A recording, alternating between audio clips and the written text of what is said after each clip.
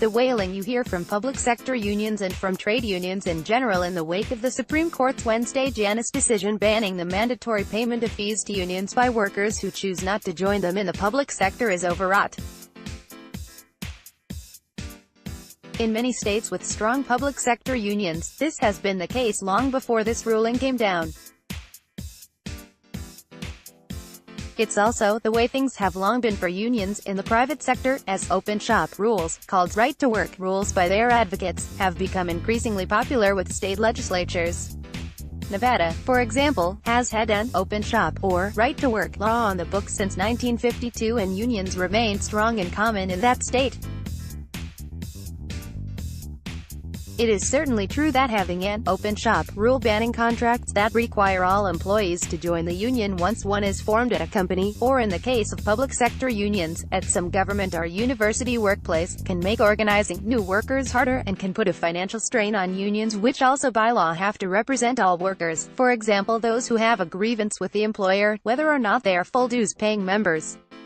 But there is a downside too to the once widespread practice of negotiating contracts requiring all members in a unionized workplace to join the union, or to pay some kind of agency fee to the union in lieu of dues in the case of workers who simply don't want to be union members.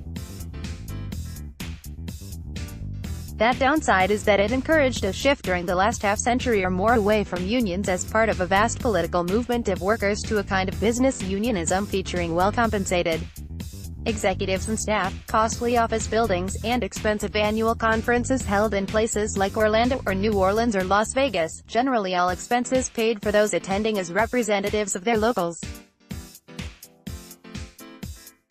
One big problem is that if it has a closed shop at a workplace, the union doesn't have to go to work to organize those workers who don't want to join. It has their money, and all too often, that's all union leaders care about since it pays their salaries and perks. But a union that only has 50 to 60% of a workforce as willing dues-paying members is not a strong union. It can't count on the other 40 to 50% of non-willing members to support a strike, for instance. Far better to work and earn the support of those members than to just compel them to pay dues or agency fees and remain disgruntled about the union.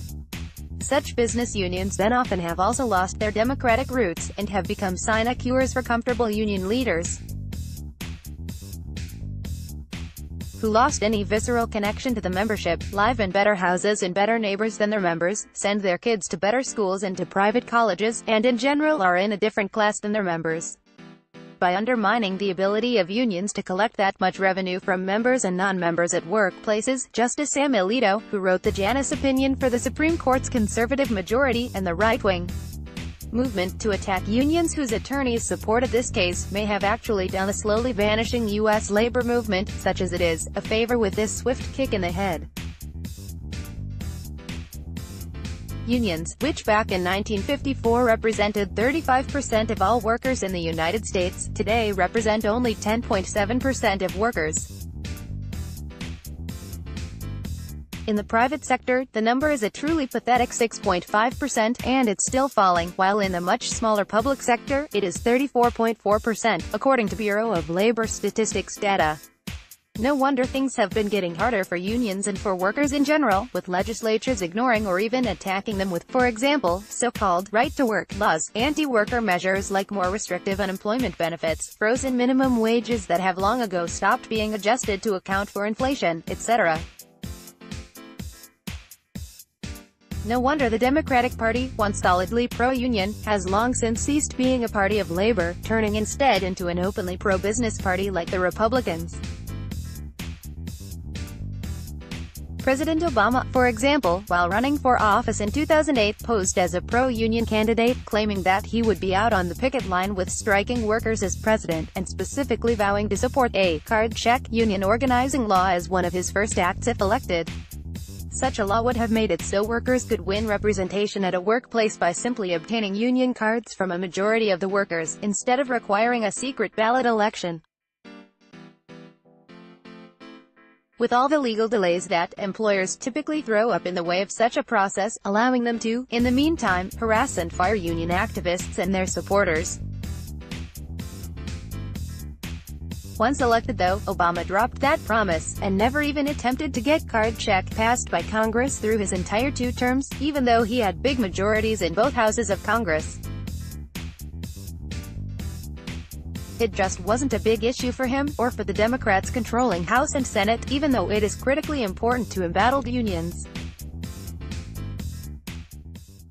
Democrats, while still needing unions and their money to get elected, long ago discovered that they could stiff what was left of the labor movement, just like they could stiff minorities, and still count on their members, or most of them, to still vote for Democratic candidates. And if they didn't go to the polls and vote Democratic, so what? They still only represented a small percentage of working people, and indeed because many union leaders have been so unconnected with their workers, unions haven't even been all that good at delivering their votes on election day. To survive, the U.S. labor movement needs to undergo a sea change, from being basically a collection of business unions, to again becoming a mass political movement of workers.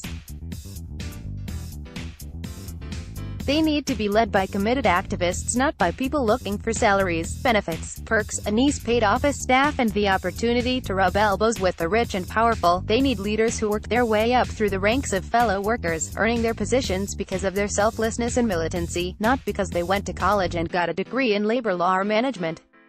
The labor movement needs to cut loose from the Democratic Party, where it has long moored itself, wasting vast amounts of its scarce resources and energy in biannual or quadrennial exercises to support lackluster candidates and in get-out-the-vote drives by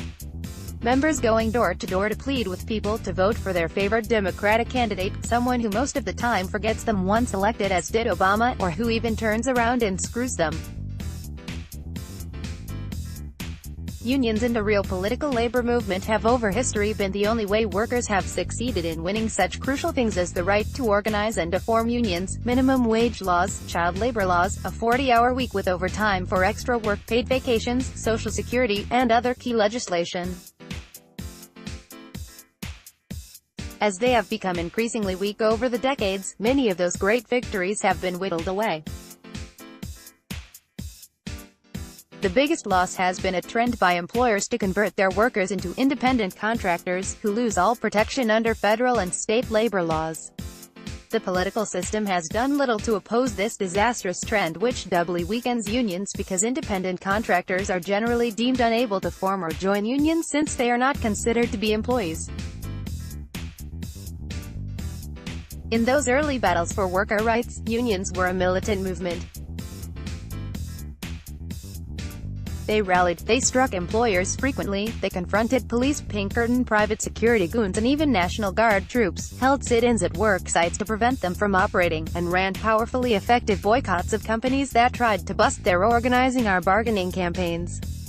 The irony is that polls still show that, weak as they are, unions have the support of a majority of the nation's workers, who keep saying that if they could have a union at their place of work, they would want one. But it's increasingly hard to organize a union in the current fire-at-will environment. The answer is militant, aggressive unions with dedicated leaders who win their positions by proving themselves as fellow workers, working their way up as picketers walking the line, as shop stewards, as grievance officers, as organizers, and who are willing to work as leaders either as volunteers in their leadership roles, not as paid executives. Here's hoping that the Supreme Court's latest deliberately anti-union decision turns out to produce exactly that result.